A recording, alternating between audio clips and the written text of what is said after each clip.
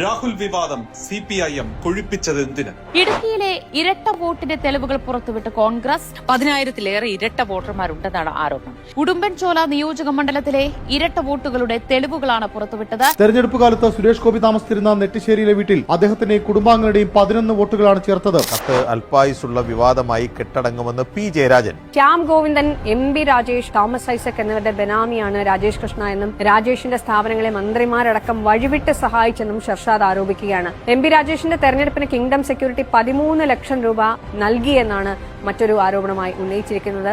MR Ajith കുമാറിന് clean chit നൽകിയ ഉത്തരവ് തള്ളിക്കൊണ്ടുള്ള തിരുവനന്തപുരം വിജിലൻസ് കോടതിയുടെ ഉത്തരവിലാണ് മുഖ്യമന്ത്രിക്കെതിരെയും ഗുരുതര വിമർശനമുള്ളത്. ക്ലീൻ ചിറ്റ് മുഖ്യമന്ത്രിയുടെ അംഗീകാരത്തോടെ എന്നാണ് സർക്കാർ കുറിപ്പ്.